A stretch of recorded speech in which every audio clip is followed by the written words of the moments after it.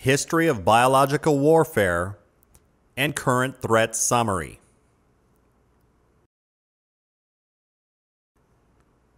Historical background. The history of biological weapons dates back to 6th century BC. Distribution methods ranged from hurling disease-contaminated corpses over city walls, poisoning enemy wells, distributing contaminated clothing and blankets to enemy combatants, to inoculating horses and cattle and shipping them into enemy territory.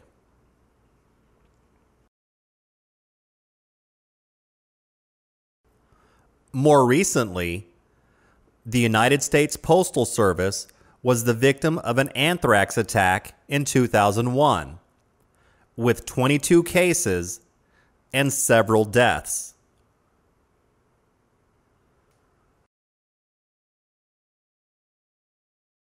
In 1943, the United States began its research in the offensive use of biological agents and continued that work until 1969, when President Nixon stopped all offensive biological and toxin weapon research and production by executive order.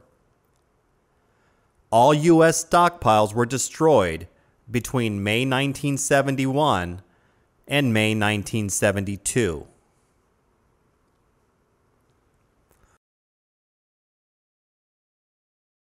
In 1953, the United States began a medical defensive program that continues today.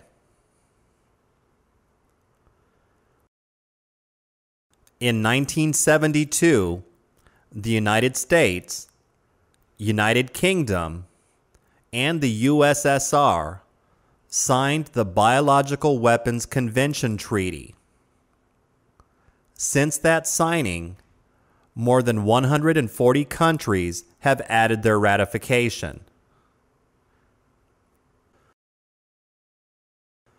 The Biological Weapons Convention Treaty forbids research into offensive employment of biological agents and prohibits the stockpiling of biological agents for offensive military purposes.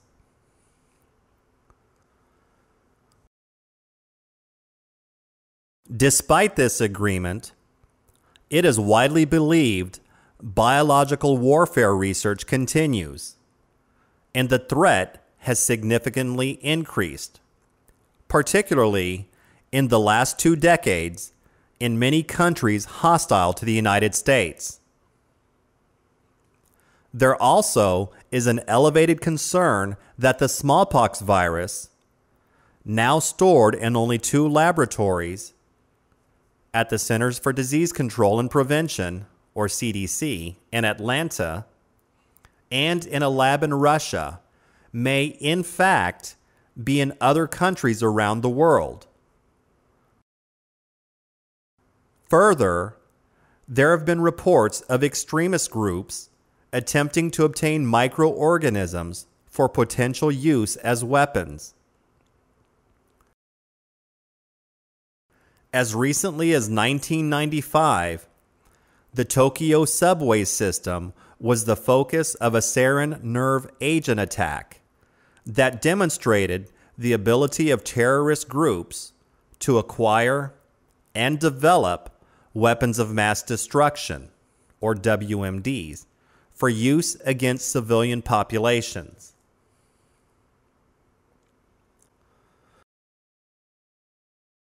Department of Defense, and now Department of Homeland Security, along with other federal, state, and local emergency preparedness and response partners, have launched major training and preparedness efforts in cities and towns across the United States.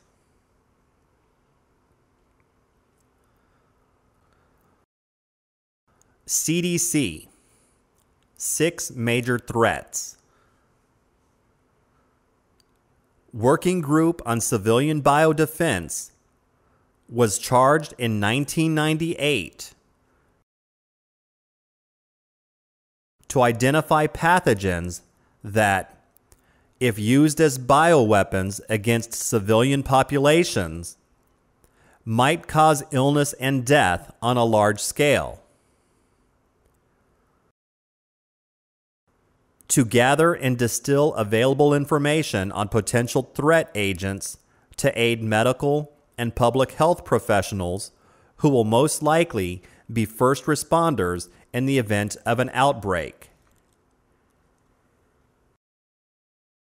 And to make consensus treatment recommendations that consider available medical and other resources.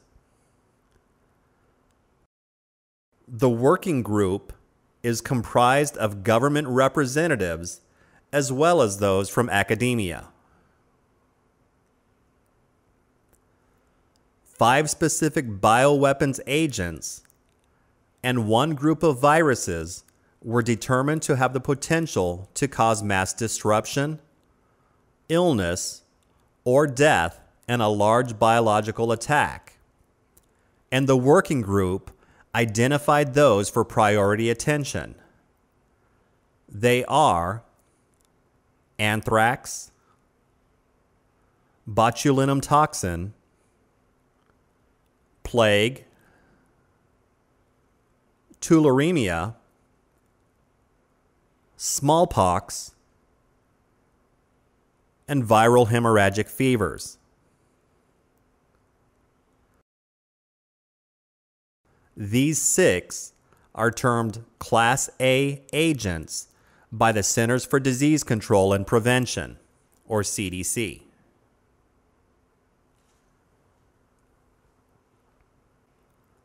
The role of public health agencies.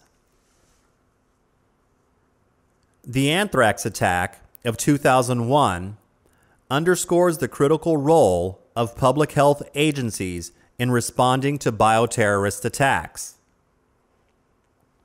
The need for rapid deployment of medication and supplies, and early and aggressive treatment to large numbers of potentially exposed people demonstrated clearly the challenge our healthcare professionals face. In the 2001 anthrax episode, the United States Army Research Institute for Infectious Disease, or USAM RIID, performed 19,000 anthrax assays in the weeks following the postal attack. Laboratories across the country were asked to test and identify thousands of samples of suspicious powders. State and local health departments were inundated with requests for environmental sample analysis, nasal swabs, and clinical specimen workups. Eventually, 33,000 people were placed on antibiotics. 10,000 were urged by public health officials to complete a 60-day course of medication. Public health authorities were forced to assign staff to anthrax response activities, sharply curtailing regular duties. Environmental surveys of downstream mailrooms were initiated. The 22 reported cases of anthrax as a result of this incident were enormously costly and disruptive. When anthrax was suspected at the Hart Senate Office Building, the bill for decontamination of this one building exceeded $23 million. The dissemination of anthrax through the U.S. postal system demonstrates that terrorists are willing and able to use advanced technologies to kill civilians on a large scale.